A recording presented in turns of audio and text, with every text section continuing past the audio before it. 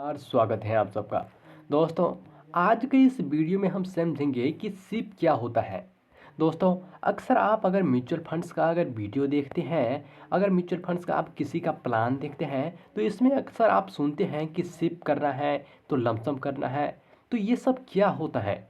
इस वीडियो में हम आपको डिटेल में बताएंगे कि सिप क्या होता है, कैसे इसका यूज करके आप 500 रुपया इन्वेस्ट करके आप 5 करोड़, 10 करोड़, 15 करोड़, यहाँ तक कि 20-20 करोड़ तक का लोग फंड बनाते हैं। दोस्तों, इस वीडियो में मैं आपको जो बता रहा हूँ, कई लोगों को ऐसा लगता होगा कि ये बिल्कुल सफाई है, झूठ बोल रहा है। लेकिन जब मैं आपको प्रूफ के साथ इस वीडियो के अंत तक आप बने रहेंगे, तो इस वीडियो में मैं आपको प्रूफ के साथ भी बताऊंगा कि कैसे आप 500 रुपया का इन्वेस्ट करके लोग 5 करोड़, 10 करोड़ का जो फंड बनाते हैं। सो आप पर डिपेंड करता है कि आप कितना बड़ा फंड बनाएंगे।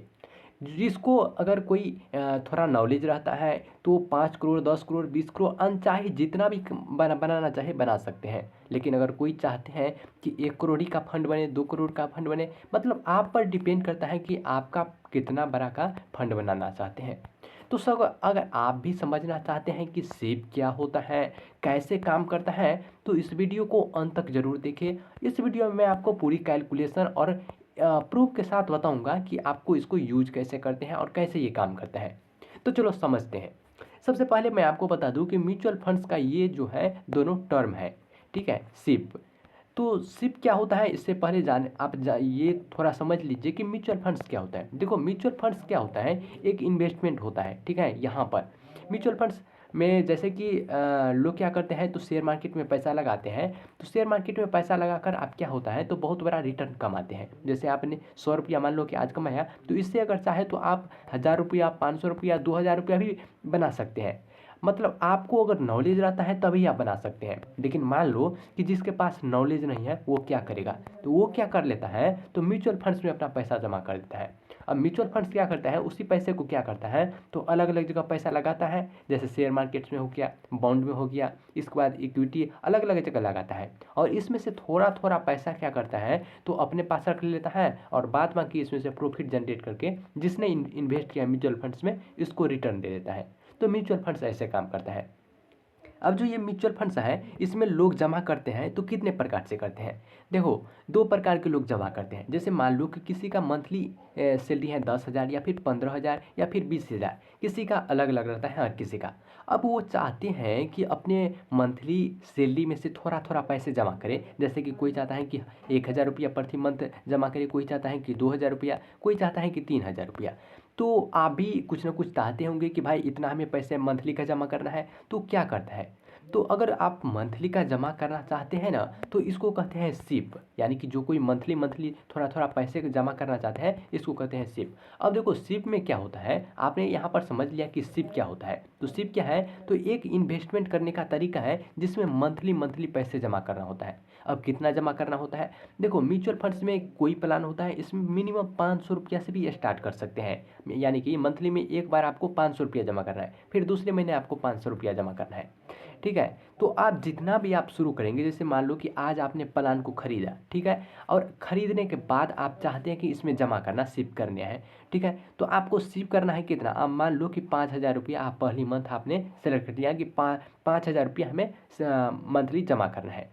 तब आपको हर महीने 5,000 रुपये ही मंथली जमा करना होगा। ऐसा नहीं होगा कि अगले महीने जाकर के आप 1,000 रुपया जमा करेंगे। अगर आपके पास पैसा नहीं रहेगा, तो ऐसा नहीं होगा कि आपको 1,000 रुपया। अगर आप ऐसा करते हैं, तब आपको इसमें आपको फीस भी लग सकता है, यानी कि एक्स्ट्रा जो फीस आपको पेनल्टी ये भी लग सकता है। तो अब आपको ध्यान रखना है कि आपको जितना भी करना है, आपको एक ही बार इसमें सेलेक्ट कर लेना है कि भाई मुझे 500 रुपया करना है, या फिर 1,000 रुपया करना है, या फिर 2,000 रुपया करना है, ठीक है। तो ये आपको एक ही बार सबसे पहले आपको इसमें सेलेक्ट करना होता है। अब मान लो कि अगर कोई 5,000, 10,000 या फिर 20,000 रुपये मंथली कमाता है, ठीक है, या फिर कोई सरकारी गवर्नमेंट में, या फिर कोई कर्मचारी है, या फिर कुछ भी है, तो उसका रिटायरमेंट हुआ है, ठीक है, और उसके पास क्या है, तो 5 लाख, 10 लाख, 20 लाख या फिर कुछ भी अमाउंट आया है, और वो उसमें से चाहते हैं कि थोड़ा पैसा इन्वेस्ट कर दे, यानी कि 5 लाख या फिर 10 लाख या फिर 85,000 हो गया, या फिर 25,000 हो गया। वो चाहते हैं कि फिक्स कर दे, इसके बाद हमें कुछ भी नहीं जमा करना है, तो वो अलग होता है। ठीक है, यहाँ पर हम बात करेंगे सिप के बारे में। तो सिप के बारे में इतना आप समझ गया कि इसमें मंथली जमा करना होता है। ठीक है, और मंथली जमा कितना करना होता है, तो हर प्लान में जो है आपको अलग अलग प्लान रहता है कि इसमें आप मिनिमम कितना जमा कर सकते हैं। ठीक है, अब बात करते हैं कि ये जो सिप है ये आखिर काम कैसे करता है। देखो, इसमें क्या होता है, तो आपको रिटर्न मिलता है। ठीक है, आपने मान लो कि 5,000 रुपया आपने, या फिर 1,000 रुपया, मान लो कि 500 रुपया आपने मंथली जमा किया। अब आपको इसमें क्या होता है, एनुअलाइज आपको इसमें रिटर्न मिलता है। देखो, ये म्यूचुअल फंड्स का टर्म है। ठीक है, और म्यूचुअल फंड्स में क्या होता है, आप जमा करेंगे तो इसमें आपको एनुअलाइज यानी कि एक साल में जितने आपको रिटर्न मिलता है। अब म्यूचुअल फंड्स में अगर आप जमा करते हैं तो इसमें क्या होता है, एक साल में रिटर्न जो मिलता है इसका, इसमें कंपाउंडिंग का भी पावर काम करता है। अब कंपाउंडिंग का पावर काम क्या करता है, देखो ये एक बहुत बड़ा टर्म है कंपाउंडिंग पावर, ये हर किसी में नहीं मिलता है। ठीक है, ये तो एक ऐसे बैंक है जो पोस्ट ऑफिस का है, इसमें ही मिलता है, और या तो कहे कि म्यूचुअल फंड्स में आपको सबसे ज़्यादा ये पावरफुल टर्म है। ठीक है, तो कंपाउंडिंग का पावर क्या होता है, तो कंपाउंडिंग का पावर क्या होता है, जैसे कि आपको जो रिटर्न मिला यानी कि ब्याज, आपको साधारण शब्दों में कह दे तो इसमें ब्याज का भी ब्याज मिलता है, तो इसको कहते हैं कंपाउंडिंग का पावर। ठीक है, तो इतना आपने समझ लिया।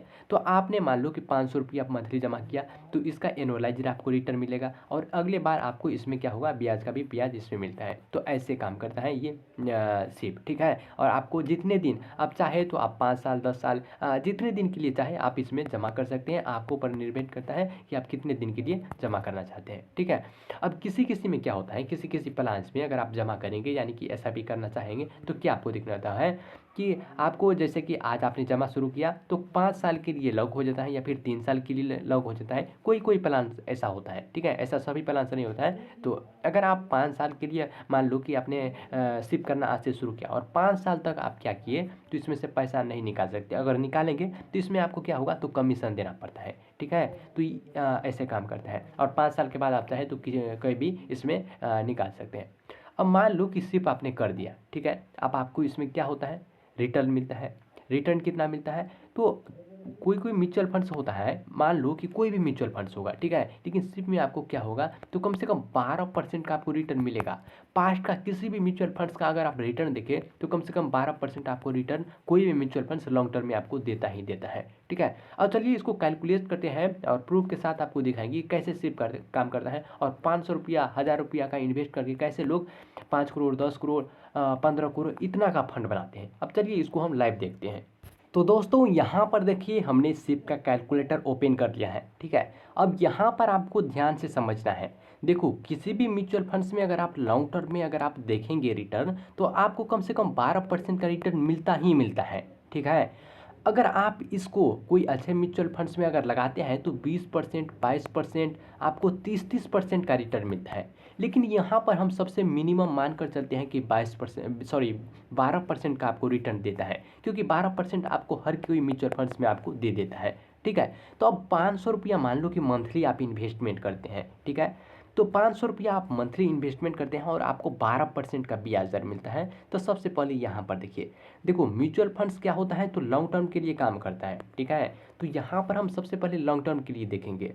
तो यहाँ पर देखिए 10 साल में अगर आप 500 रुपया मंथली इन्वेस्ट करते हैं 10 साल तक, तब आप कितना जमा करेंगे, तो आप केवल और केवल 60,000 रुपये जमा करते हैं, और इसके बदले आपको कितना का रिटर्न मिलता है, तो 52,000 रुपये का।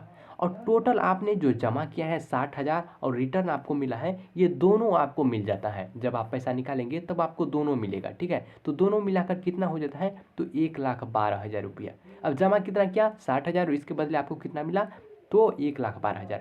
अब देखो इसी को कोई अगर 15 साल तक जमा करते हैं, आपको ध्यान रखना है कि आप जितने अधिक समय के लिए आप रखेंगे उतना ज़्यादा आपको इसमें रिटर्न मिलेगा। तो कितना होता है, 90,000 रुपया, और कितना मिलता है, तो 2,37,000 रुपया, केवल और केवल 90,000 के बदले।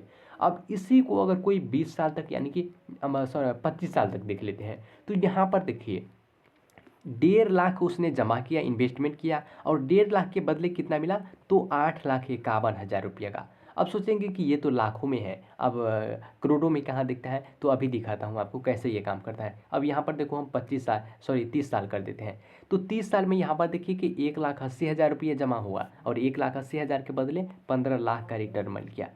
दोस्तों ये आप हो गया कि 500 रुपया से। अब आप 500 रुपया से सोचेंगे कि करोड़पति बनेंगे, तो ये कैसे संभव है, ठीक है। तो इसके लिए आपको अधिक समय लगेगा। तो यहाँ पर देखिए कि अधिक समय अगर हम 40 साल तक कर देते हैं, तो 40 साल तक यहाँ पर देखिए कि 2,40,000 रुपये जमा होता है 500 रुपये मंथली के हिसाब से, और आपका 48 लाख का फंड बनेगा, ठीक है।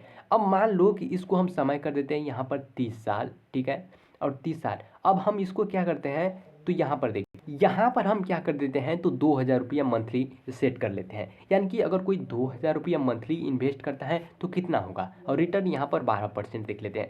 यहाँ पर सब कुछ मैं आपको कैलकुलेशन करके दिखा रहा हूँ, ऐसा नहीं है कि मैं आपको कुछ भी फेंक। यहाँ पर देखिए कि 30 साल में अगर आप 2,000 रुपये मंथली के हिसाब से अगर जमा करेंगे तो 7,20,000 रुपये आप जमा करते हैं, और इसके बदले यहाँ पर देखिए, यहाँ पर आपको कितना, तो 61 लाख रुपये का फंड बन के तैयार हो जाता है। सॉरी, यहाँ पर हम आपको दिखा रहे हैं। अब इसी में कोई अगर 5,000 रुपये मंथली इन्वेस्ट कर देता है और 12% के हिसाब से, यहाँ पर देखिए अगर वो 30 साल तक करता है, तो यहाँ पर देखिए कि उसको कितना मिलता है रिटर्न। यहाँ पर आपको दिखा दे कि आपको यहाँ पर,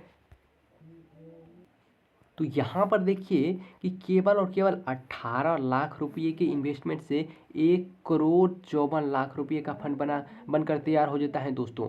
अब कितनी बड़ी बात है, यहाँ पर आप देखिए कि ये करता है शिव का पावर, लेकिन यहाँ पर मैंने आपको बताया कि 12% आपको रिटर्न देता है, 12% का रिटर्न नहीं देता है, ये मिनिमम है, ठीक है। इससे आपको ज़्यादा का, अगर आप 30 साल तक इन्वेस्ट कर देते हैं, तब आपको 30% से भी ज़्यादा का आपको रिटर्न इसमें मिलने वाला है। अब सोचिए कि 30% से ज़्यादा का रिटर्न मिलेगा अगर आप 2,000 रुपये अगर आप मंथली इन्वेस्टमेंट करते हैं, तब आपको 5 करोड़ 10 करोड़ का फंड यहाँ पर बन के तैयार हो जाएगा। दोस्तों ये वीडियो आपको कैसा लगा, आई होप कि आपको ये जो इन्फॉर्मेशन है अच्छा लगा होगा, और अच्छा लगा तो वीडियो को लाइक कीजिए, चैनल सब्सक्राइब कीजिए, एंड अपने दोस्तों को शेयर कीजिए। और अगर आपको किसी प्रकार का प्रश्न है तो आप बिल्कुल कमेंट कर सकते हैं, मैं आपको रिप्लाई करने का कोशिश करूँगा। चलिए मिलते हैं अगले वीडियो में।